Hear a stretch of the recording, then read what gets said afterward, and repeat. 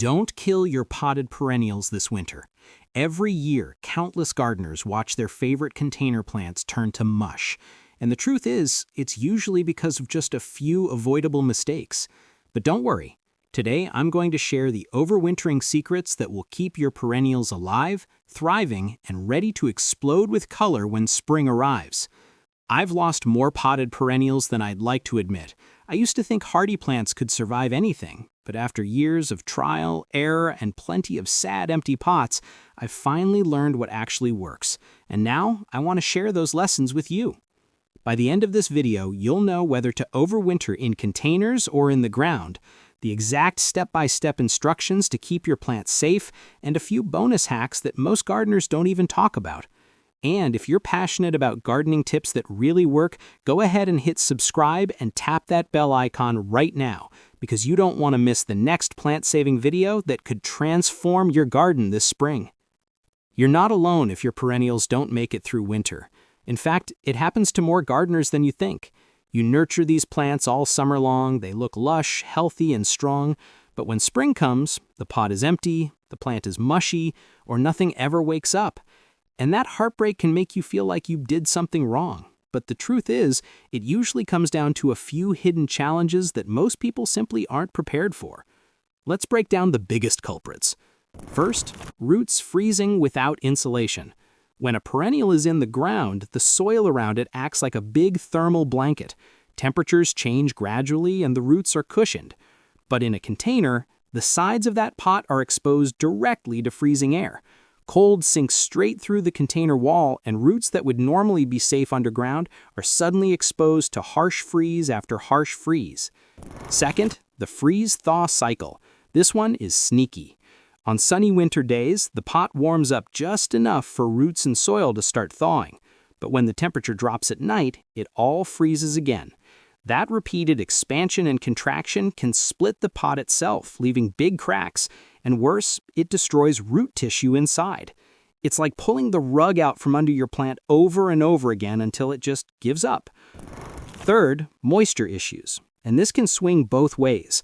Sometimes the soil in pots dries out far quicker than people realize. By the time deep winter sets in, the roots have shriveled from dehydration, not cold. Other times, the exact opposite happens. The soil holds too much water, it freezes solid, and the roots suffocate in soggy, icy conditions. Both lead to the same sad result, a plant that never sees spring. And finally, dormancy doesn't mean no care. Many gardeners assume that once a perennial goes dormant, no leaves, no growth, nothing happening above the soil, they can forget about it until April. But those roots are still alive, still breathing, still depending on the right balance of moisture and temperature to stay viable. Ignore them completely, and by spring, there's nothing left to revive. So if you've ever walked out in April, pulled back some mulch, and found only dead stems or an empty pot, know this, you're not alone. We've all been there, myself included. Now I want to hear from you. Have you ever lost a perennial to winter? Maybe it was a favorite plant you'd had for years or something you thought was indestructible. Drop your story in the comments because I'll be featuring some of your experiences in a future video, and together we'll learn from each other's hard lessons. All right, let's start with container overwintering, keeping your perennials right in the pots they've been growing in. A lot of gardeners choose this method because it feels simpler, and honestly, it can work beautifully if you do it right. So first, the pros and cons. The biggest advantage of container overwintering is flexibility. You can move pots around, tuck them into sheltered spaces, and even bring them into a garage, shed, or cold basement if needed. It's also a lifesaver for delicate or specialty plants that you don't want to disturb by digging them up every fall. And let's be real, some of us simply don't have the space to plant everything into the ground. But there are drawbacks. Containers expose roots directly to cold, and smaller pots are especially vulnerable. Without protection, your plant is basically sitting in a freezer all winter long. On top of that, materials like clay or ceramic can crack, leaving you with broken pots and dead plants by spring. So if you're going to overwinter in containers, you need to give your plants some serious backup. Now let's talk best practices. Rule number 1, bigger is better. Larger pots hold more soil, which means more insulation around the roots. If you're debating between keeping a plant in a 1-gallon or a 3-gallon pot, go bigger every time. Second, think about the container material. Plastic, composite, wood, or metal are much better at surviving the freeze-thaw cycle than ceramic or terracotta, which almost always crack. So if you absolutely must use ceramic, consider moving that plant into a sturdier pot just for the winter. Third, give your pots shelter. Group them together in a cluster, preferably against a wall on the east or south side of your house where they'll be shielded from harsh winds. You can wrap the sides with burlap, bubble wrap, or even an old blanket to keep the cold from seeping in so quickly. Some gardeners sink their smaller pots inside larger ones, filling the gap with mulch or leaves, a brilliant trick for extra insulation. And don't forget about the soil itself. Moist soil retains heat better than dry soil, but you don't want it soggy. Before the ground freezes, give your pots a good deep watering, then check them occasionally through winter. If the soil feels bone dry during a thaw, water lightly, just enough to keep roots from drying out. Here's a mistake I made for years. I assumed dormancy meant total neglect. One spring, I pulled a pot out of storage only to find the soil had shrunk down, hard and dusty, with roots shriveled like straw. That plant never came back. Now, I always monitor moisture, even in January and February. It takes just a few seconds, but it can mean the difference between a pot full of blooms or a pot full of disappointment. So while container overwintering requires a little more attention, it's absolutely doable. You just have to think like the plant. Protect those roots, shield them from extreme swings, and keep them hydrated but not drowning. Now let's move to the other major option, ground overwintering. This is when you either transplant your perennials into the soil for the winter, or you bury the entire pot in the ground. And honestly, this method is closer to what nature intended. Here's why ground overwintering works so well. The earth itself is an incredible insulator. Once the frost sets in, soil temperatures change slowly, protecting roots from the wild swings of daytime thaw and nighttime freeze. Think of it like tucking your plant into a natural thermal blanket that wraps around every root. So how do you actually do it? There are two main methods. The first is transplanting.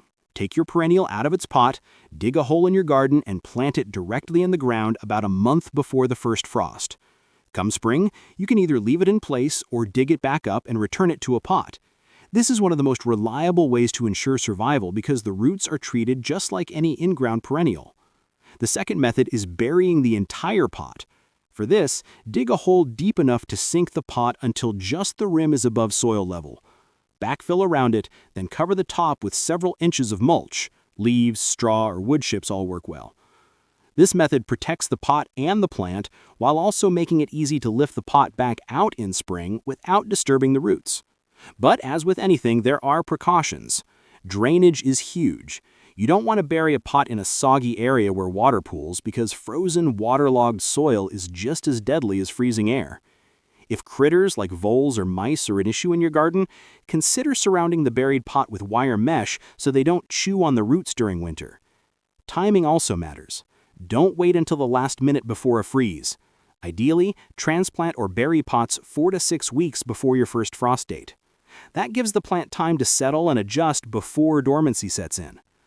I'll tell you, the first year I tried burying pots, I wasn't convinced it would work, but when spring arrived, the plants I had buried in the soil looked healthier and stronger than anything I had left above ground.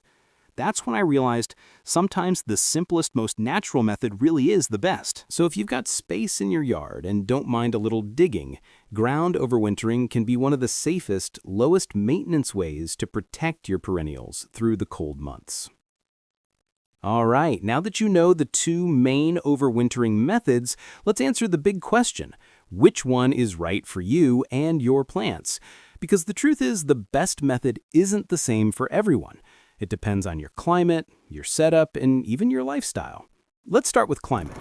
If you live in a colder zone, like USDA Zone 3 to 5, your winters are long and harsh. In that case, overwintering directly in containers outdoors is very risky unless the plants are extremely hardy.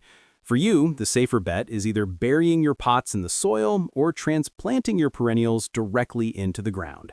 That natural insulation will give them the best chance of survival. Now, what if you're in a milder climate, Zone 7 or higher? You might be able to keep many perennials in their containers with just a little extra protection, grouping them, wrapping them, or moving them to a sheltered spot. You may not need to dig up your whole patio every fall. Next, consider your available space. Do you have a garage, shed, or an unheated basement? If yes, that opens the door to simply moving your containers indoors for the winter.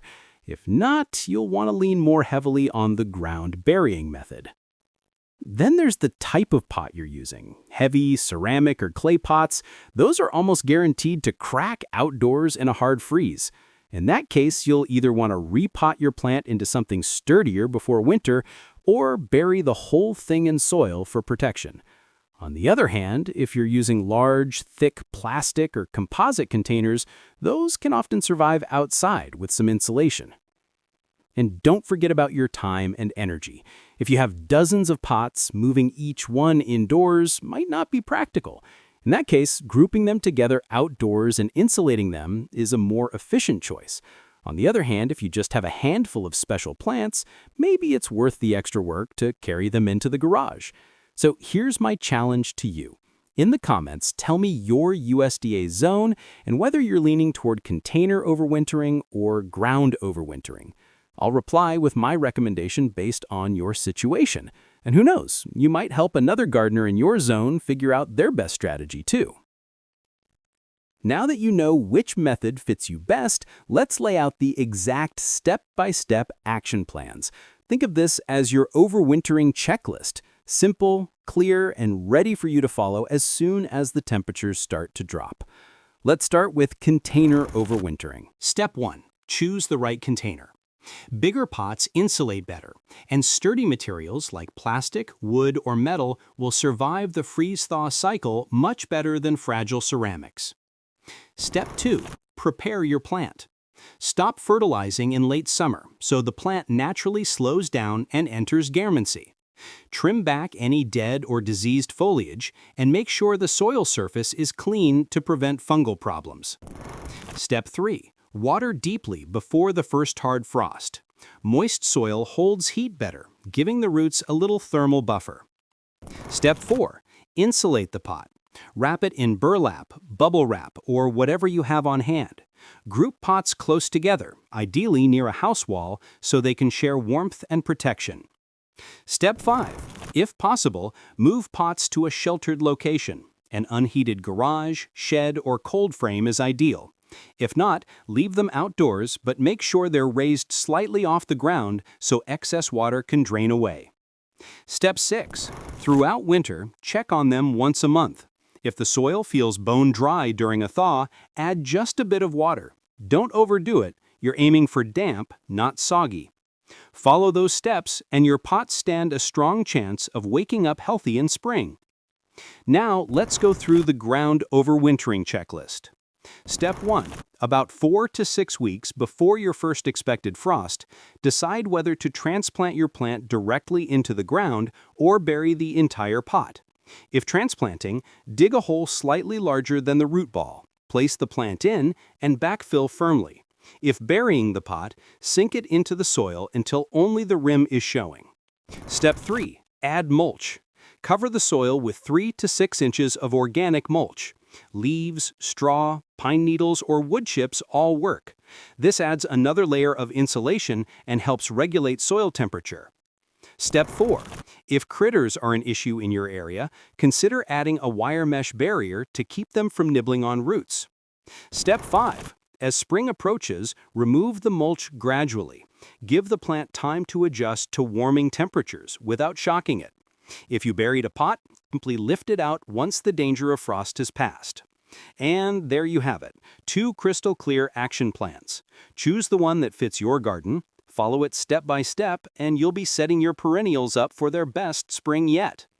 Now, before we wrap things up, I want to share some bonus hacks and bust a few myths that could save your perennials this winter. These are the little details that most gardeners overlook, but they can make a huge difference. First, the myth. If a perennial is hardy in my zone, it'll survive just fine in a pot.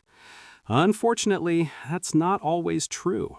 A plant labeled hardy to zone 5 may do great in the ground, but in a container, its roots are exposed to much colder conditions, sometimes the equivalent of 2 whole zones colder. That means your Zone 5 plant might not make it through a Zone 5 winter if it's stuck in a pot. Always factor in that extra exposure when deciding which plants to overwinter in containers. Now, some hacks. For evergreens, use an anti-desiccant spray to protect them from drying winter winds. It's like giving them a moisture shield when the air is at its driest. Don't have fancy insulation? No problem. Old blankets, broken down cardboard boxes, or even a bale of straw can do wonders to keep pots cozy. I've even seen gardeners build little windbreak forts around their containers with scrap wood or pallets. Cheap, effective, and surprisingly charming.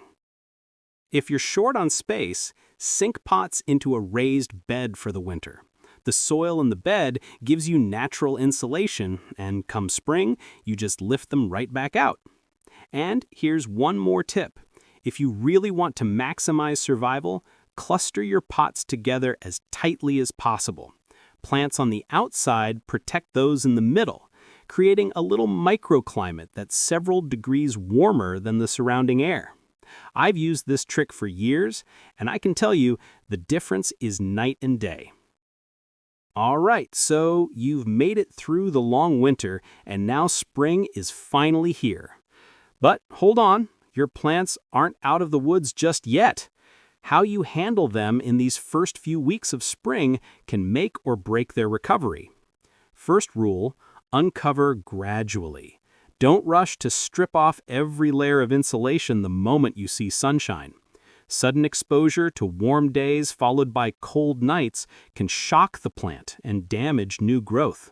Instead, peel back mulch or remove wraps in stages, giving the plant a chance to adjust. Second, be patient with watering and feeding. Roots are just waking up. A heavy dose of fertilizer too early can stress the plant instead of helping it. Stick with light watering until you see clear signs of new growth. Then slowly reintroduce feeding. Third, always be on guard for late frosts. Just because your calendar says it's spring doesn't mean Mother Nature agrees. Keep a frost cloth or old sheet handy so you can cover plants quickly if temperatures dip unexpectedly. And finally, observe your plants closely. Those that were overwintered successfully will often bounce back stronger than ever. Compare how your container plants look versus those you buried or transplanted. You'll quickly see which method works best for your garden. And that's knowledge you can use year after year. So here's the big takeaway. If you're keeping perennials in containers, remember, bigger pots, better insulation, and regular moisture checks are your keys to survival. If you're overwintering them in the ground, give them time to settle in, mulch deeply, and let nature do the heavy lifting. Either way, you now have the step-by-step plan to make sure your plants don't just survive winter, they come back bursting with life in spring. Now, I want to hear from you. Which method are you going to try this year? Drop your answer in the comments, and let's learn from each other's experiences. And hey, if this video helped you, don't forget to hit subscribe and tap the bell so you never miss another plant-saving tip. Share this video with a friend who struggles to keep their perennials alive. You might just save their garden too. And don't go anywhere, because next week I'll be showing you the top 5 perennials that always survive the coldest winters, even in pots. You won't want to miss that one. I'll see you then.